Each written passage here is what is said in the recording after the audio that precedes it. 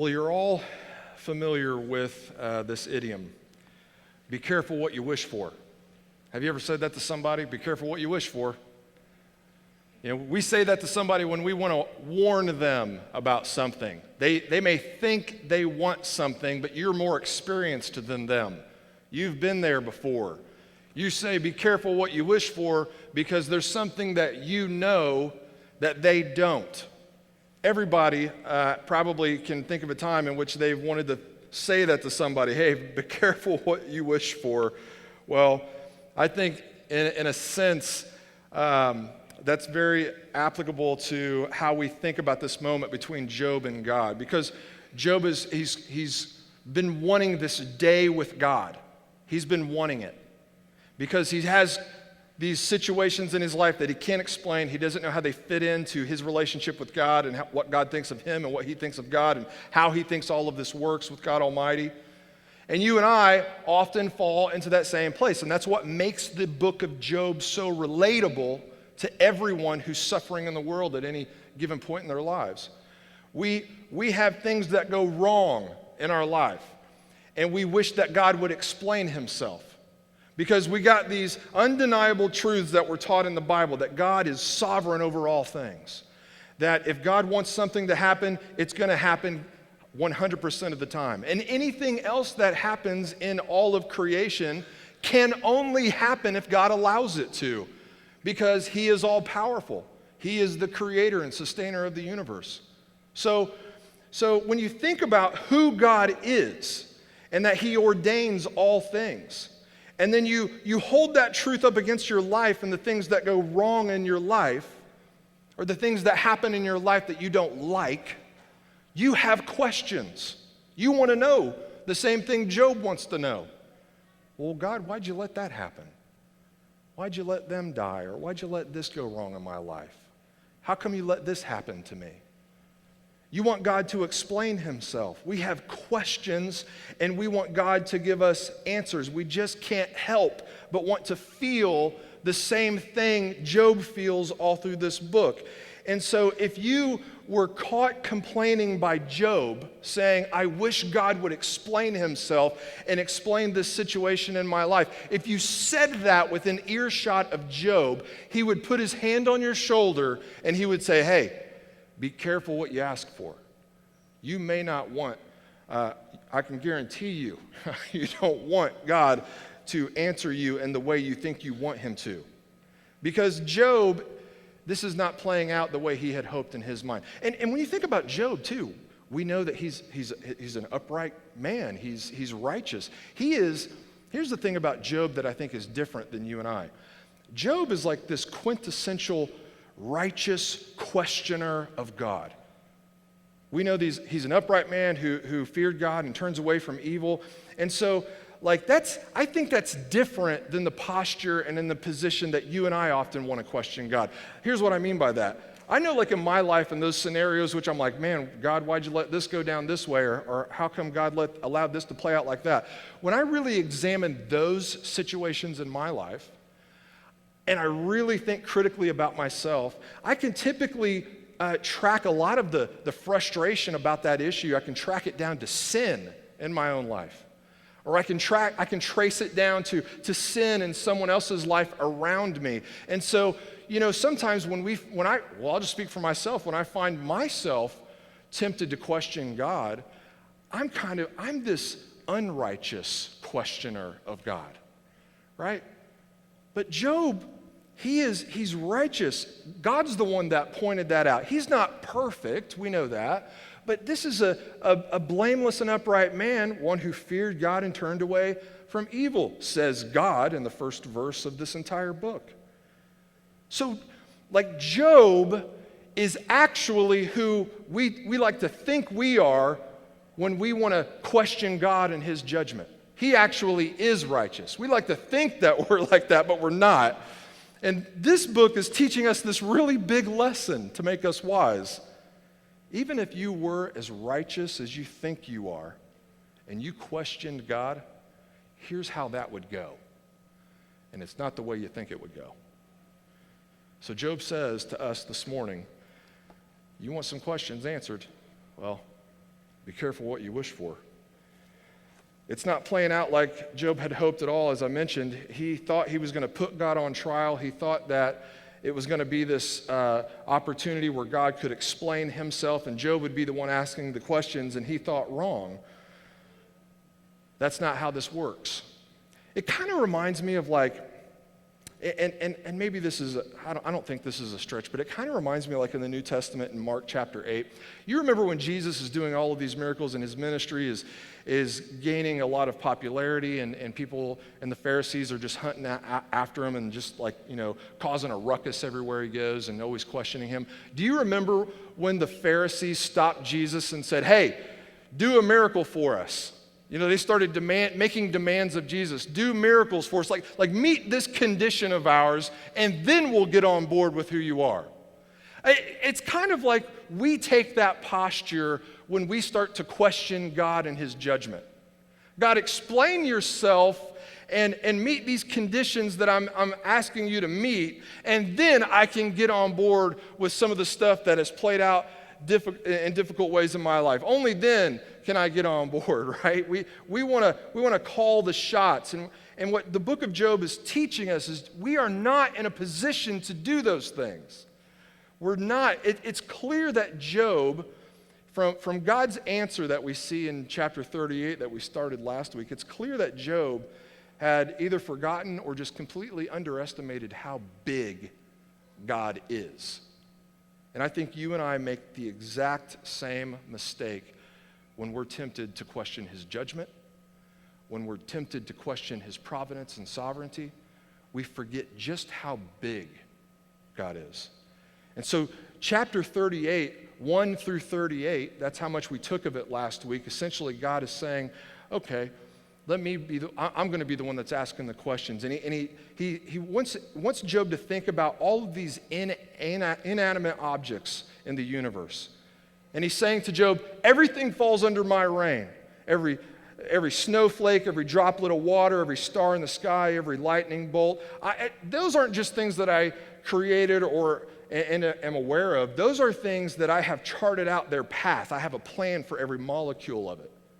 That's what he's saying. So we're picking up in verse 39 today of chapter 38 and the reason I stopped there is because there's a switch that takes place.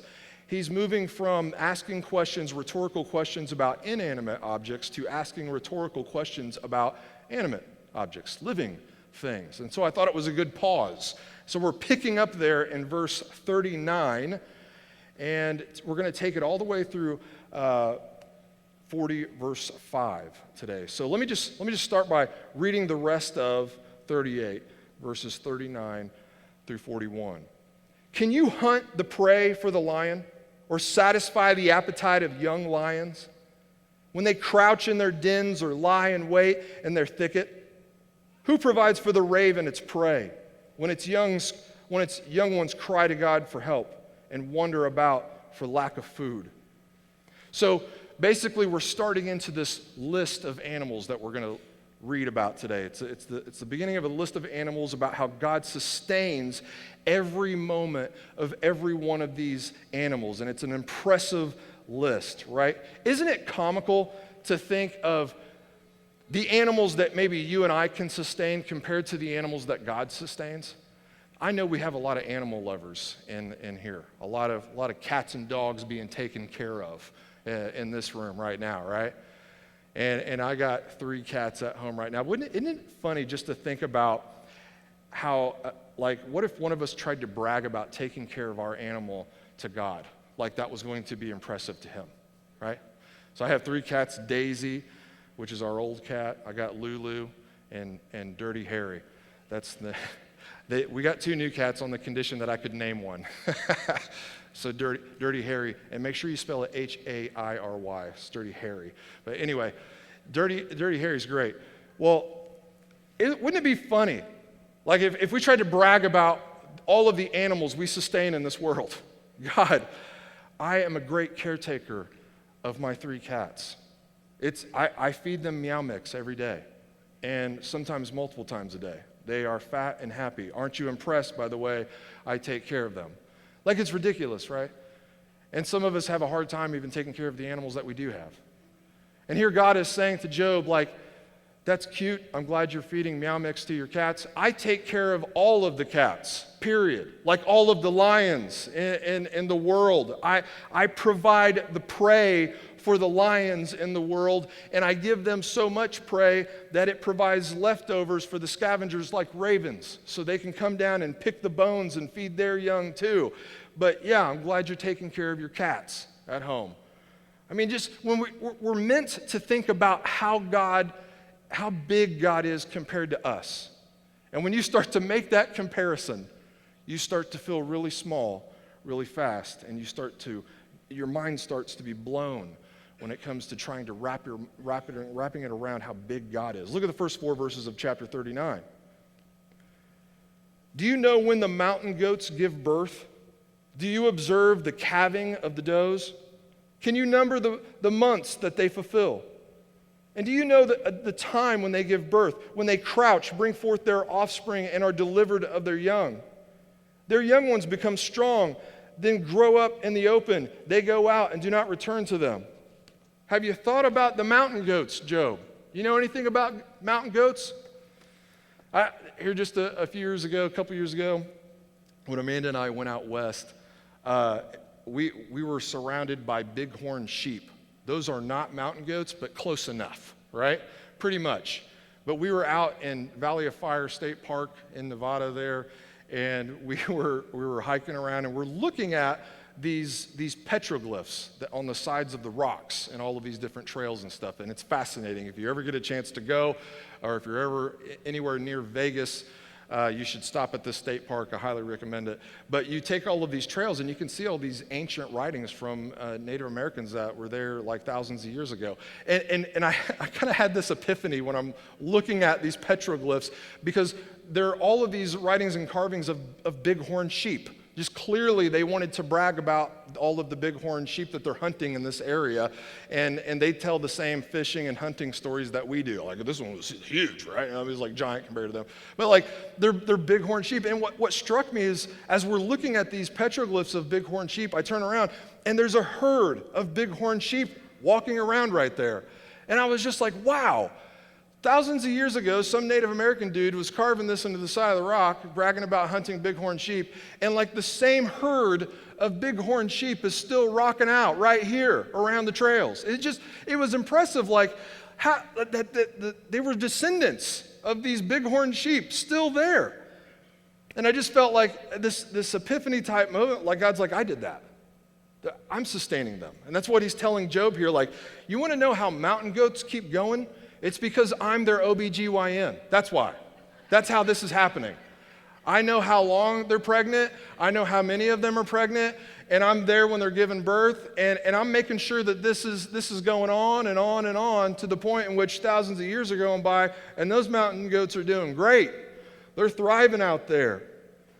Do you know anything about that, Job? Of course, the answer to the rhetorical question is no. He knows nothing of it. God's making the point. Well, that's just a Tuesday for me, Job. Verses 5 through 8. Who has let the wild donkey go free? Who has loosed the bonds of the swift donkey? To whom I have given the arid plain for its home, and the salt land for its dwelling place. He scorns the tumult of the city. He hears not the shouts of the driver. He ranges the mountains as his pasture, and he searches after every green thing. So for those of you reading the King James Version, you're not reading wild donkey, you're reading the wild ass. I don't want to leave you out today. So maybe that's a good title for my sermon today. I don't know. But you know, that was just for you teenage boys in here. That when you look up and do a little research on the wild ass, you find some interesting things. So in northern Iran, there are literally a breed of half donkey, half horse wild asses. I guess you'd call them half asses because they're half horse, half donkey. Literally to this day, in this is science, people. In northern Iran, you can still find these they're called onagers. And so they roam free there. They're really hard to tame. People don't like to mess with them. So these onagers, that's a Latin word. And so I love etymology, so I looked up the roots of the Latin word onager. It's a compound Latin word, and it's wild ass, literally. I love the study of words.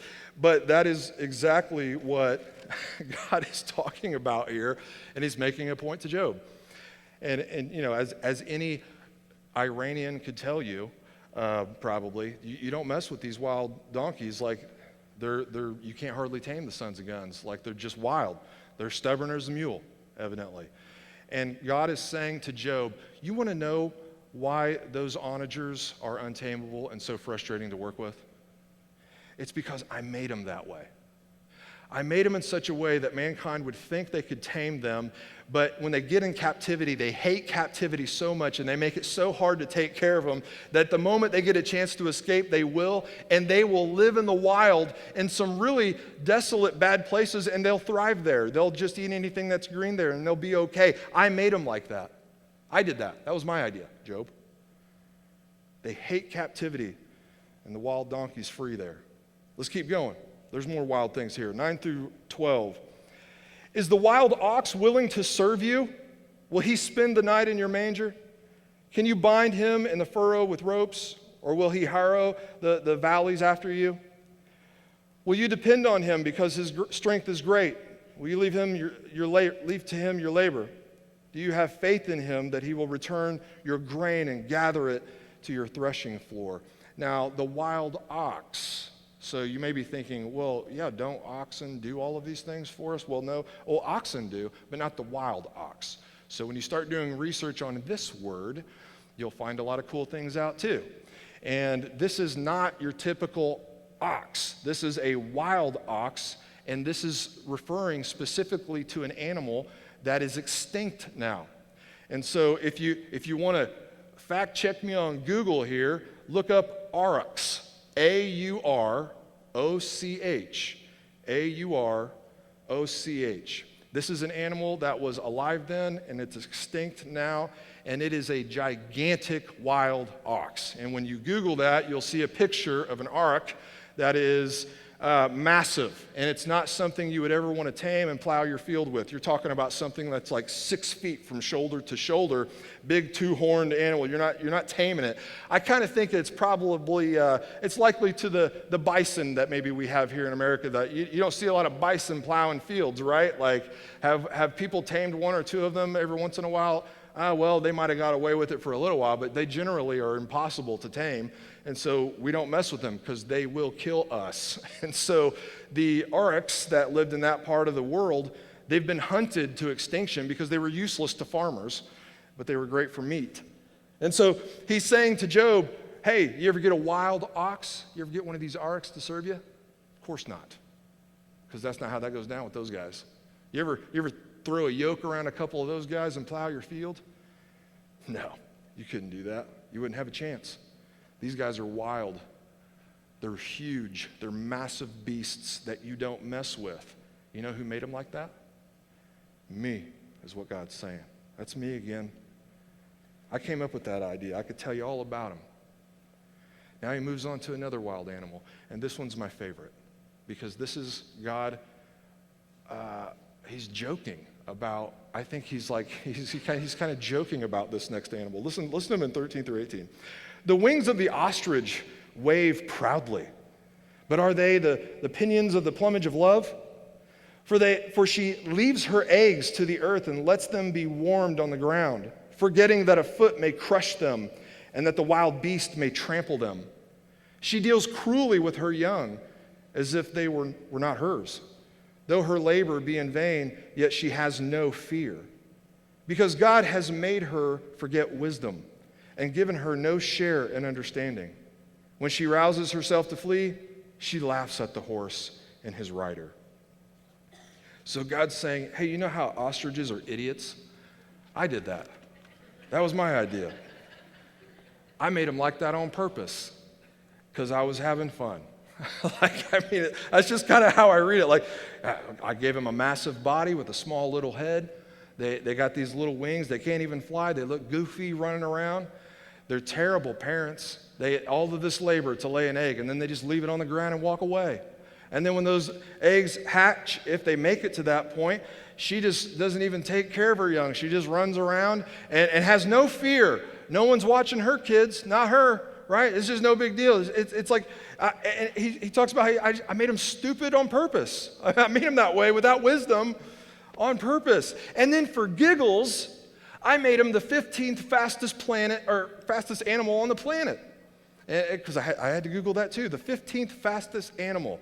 We're talking about a bird that can run upwards of 56 miles per hour. And that's faster than horses. And so whenever if a horse and its rider think they're going to go lasso an ostrich, guess what? The ostrich is going to turn around, even though it's an idiot. It's going to turn around and laugh at that horse and run away, because there's no way that horse can catch that ostrich, because it's incredibly fast. Do you want to know why it's like that, Job? You want to know why? Because I just decided that's why. I made that. I thought that up. That was my creation. I feel like this would have been a great opportunity to do a paragraph about like the duck-billed platypus, right? Like God's choosing all the obvious animals that everybody would have known about, especially in that part of the world. But duck-billed platypus would have been a great point here to say, like, you know how you got all these science books and categories and stuff? That's why I made the duck-billed platypus, just to mess with you guys, just to mess up all your categories. You don't know anything. I can do whatever I want. I just made him to break all the rules. You know, it's like, this is God just saying, I thought all of this up. This was my idea. Do you know anything about this? Do you know anything going on in the animal kingdom? All of these things that are taking place every minute of every day that I'm aware of, do you know anything about it at all? The next animal that he goes to here is the horse. And if you're a horse person, this is your new favorite verse, because it makes horses sound so much cooler than most horses I've seen. But this is incredible. Look at 19 through 25. Did you give the horse his might? Do you clothe his neck with a mane? Do you make him leap like the locust? His majestic snorting is terrifying.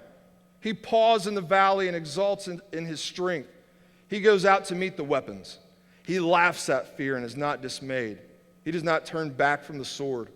Upon him rattle the quiver, the flashing spear and the javelin. With fierceness and rage he swallows the ground. He cannot stand still at the sound of the trumpet. When the trumpet sounds, he says, "Aha!" He smells the battle from afar, the thunder of the captains and the shouting. This isn't just any horse. This is a battle-ready horse. God's like, I made them awesome. I did that on purpose.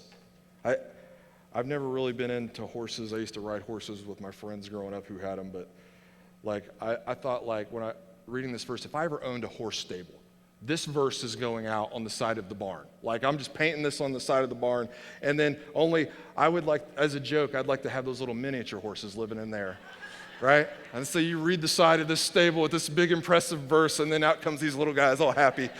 I think that would be awesome. Oh, man.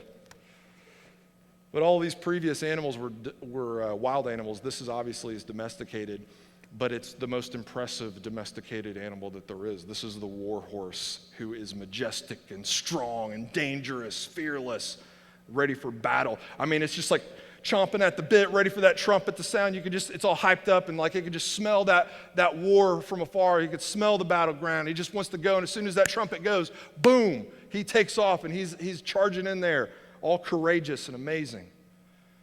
And it is an impressive animal, an incredibly impressive animal. You know, probably the last war horses that Job would have seen, it would have been those Sabians and those Chaldeans that destroyed and stole everything he had, but they were fresh in his mind. He knows how impressive those beasts are and what they can do. But he's got two rhetorical questions left in 26 through 30. Is it by your understanding the hawk soars and spreads his wings towards the south? Is it at your command that the eagle mounts up and makes his nest on high? On the rock he dwells and makes his home. On the rocky crag he in stronghold. From there he spies out the prey. His eyes behold it from far away. His young ones suck up the blood. And where the slain are, there he is. More of the same here. You know about the design of the hawk, Job? Yeah, I thought that up. You ever command an eagle where to make its nest? Tell it where to go, where the best place is? I do it all the time. I know in my early years doing student ministry, we used to do like sell a calendar every January as a fundraiser. This was like the most stereotypical Christian religious calendar, like at this beautiful field, and it has like, just this amazing picture and the prettiest Bible verse they could find, right?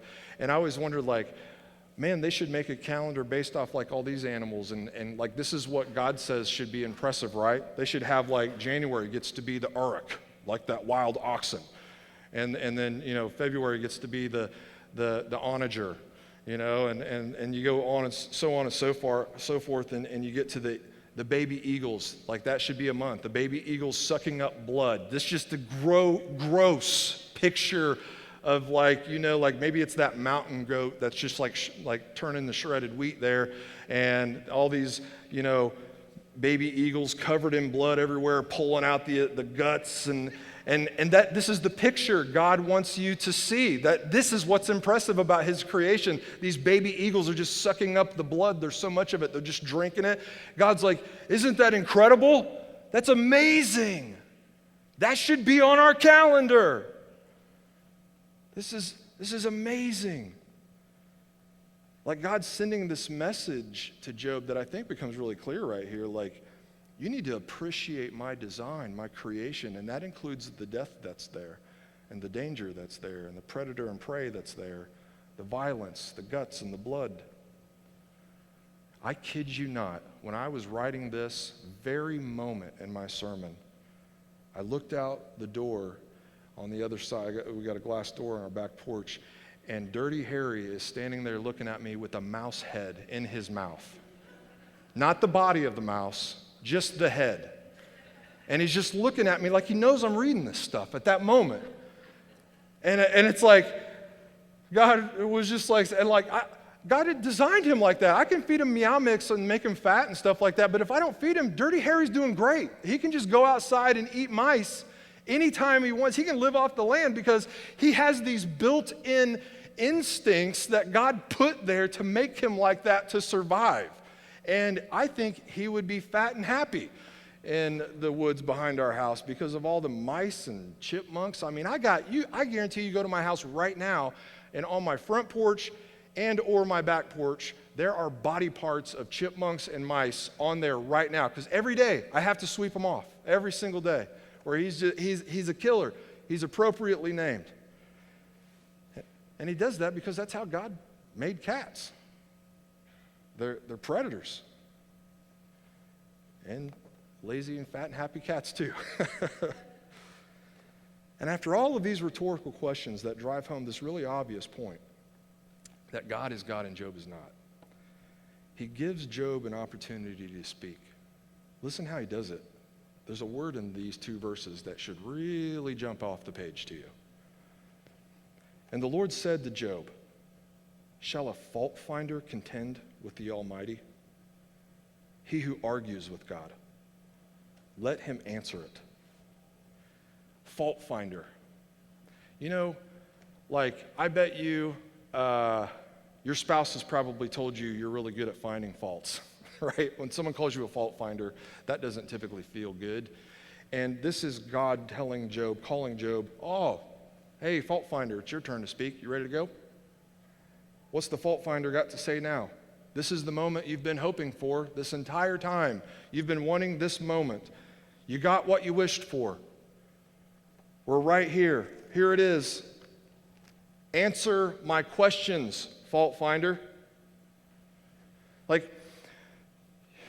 It's really easy to find fault in people who are less experienced than you, people who are less educated than you. Identifying their mistakes is effortless, right? Anyone in here who's ever been a t-ball coach, it's pretty easy to find the faults in those kids, right? They swing and they hit the ball and they start running towards third base. Nope, over here, you big dummy. Over this way, right? It's easy to find their faults. They stand out there and they put their glove on their throwing hand. Nope, you don't do that. You put it over here. You got to throw with that hand. You can't put your glove on that hand. And, they make all of these mistakes. They're holding the bat upside down and everything else. It's easy to see their mistakes. But here's Job.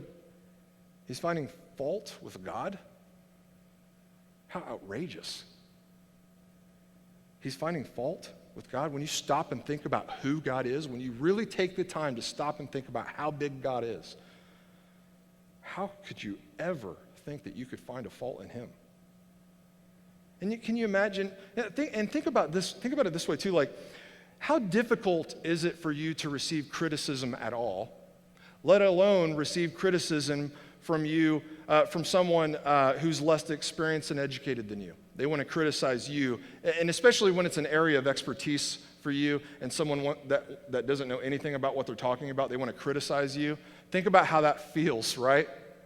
And then, like Amanda takes in a student teacher from Marietta College most semesters at Warren. And so whenever those students show up to do their field experience, Amanda's not hoping for advice and tips from those guys, right? And she's not interested in their criticism or thoughts on her teaching. And so when you think about how wild it is that any of us think we could critique God, how could we ever think such a thing? Everything is God's area of expertise. He invented expertise. How incredible is it we could ever question him, that ever think that we could find a fault in anything he's ever done and operates in any way? How could we ever think that? Like, we have more in common with the brains of an ostrich than we do with God. That's a fact. You may say, well, now wait a second, Pastor, aren't we made in the image of God? Yeah, but when you think of the intelligence gap between an ostrich and you and I, and then the intelligence gap between us and God, who is all-knowing, what's the bigger gap? Right? We have more in common with that ostrich than we do with God, who knows all things, created all things, designed every galaxy, even the ones that we haven't even found yet, and every molecule that exists in those galaxies that we haven't seen yet. He put them right where they go. I mean, that gap of intelligence is so much smaller between us and the ostrich. It would make so much more sense for an ostrich to critique how we live than for us to find a fault in God. It'd make way more sense. Yet you and I know if an ostrich ever criticized us and how we lived our life, would you even take it serious for a moment? No. You'd laugh at that ostrich. You would laugh at that ostrich because it's an idiot. Yet God dignifies Job with a response. How gracious is God? How gracious is God that he would give Job the time of day to give him this moment as if he deserved it or knew something? God is showing Job just an incredible amount of grace right here. Grace that we would never show an ostrich. Listen to what Job says. I think it's pretty clear. He gets the point. Then Job answered the Lord and said, "Behold, I am of small account. What shall I answer you? I lay my hand on my mouth. I have spoken once, and I will not answer. Twice, but I will proceed no further." He's starting to get it. He's becoming more disciplined. Job is much more wise now than what he was. These rhetorical questions that he's had to sit there and cower before, they were humiliating to be asked. It was humiliating to Job. And as he grows humble, he also grows in wisdom. That's how that works. And so his inquiry of God, it was rooted in this idea that God must have misunderstood something, and he wants to question God because maybe God didn't notice something, and he feels like, there's this injustice in my life. I think if God just stopped and looked at that injustice, he would fix all of this. He would redeem me. That's what he's thinking. And all of these rhetorical questions from God are teaching Job that it was so silly for him to think of such a thing. You think that I'm not aware of that, Job? It reminds me of what Jesus said to his disciples to prepare them for the affliction and persecution and death that awaited them. He said to his disciples in Matthew chapter 10, "Are not 2 sparrows sold for a penny? And not one of them will fall to the ground apart from your Father. But even the hairs of your head are all numbered.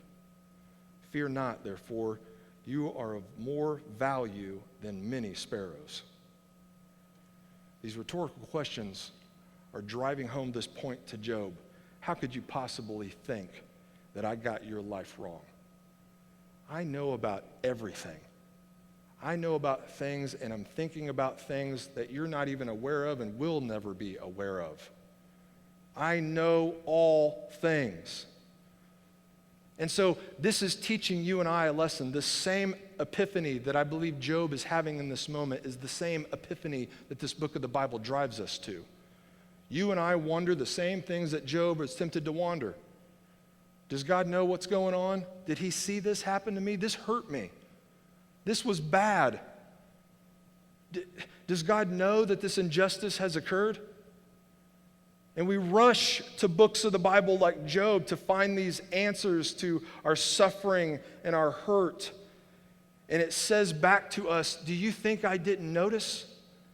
God says, do you think I didn't see every last little millisecond of every moment that occurred in your life?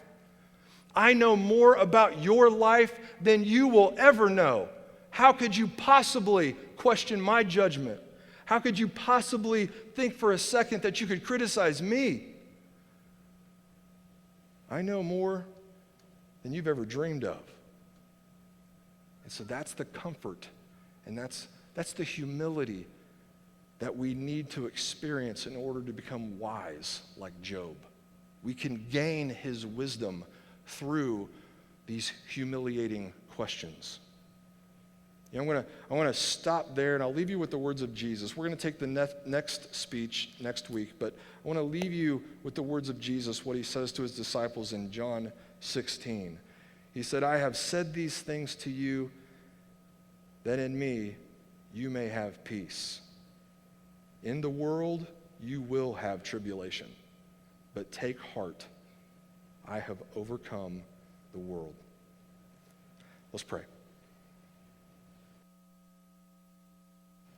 Lord, again, we thank you so much for this incredible book in the Old Testament, because it opens our eyes to our own arrogance. It opens our eyes to how big you are. Lord, it humbles us, and that's what we need. If we truly want to exercise biblical wisdom in our life, this is the path to it. Humility is how we know we're headed in the right direction. If at any point we are becoming puffed up or impressed with ourselves or delusional to think that we could correct you in some way, that's a sign that we're rejecting the wisdom that you offer us. So, Father, I pray that as we continue through these rhetorical questions, we would experience what Job experienced: humility, understanding, and a strengthened hope in who you are and your plan for the universe. Father, we ask all of these things in your Son's name, Jesus.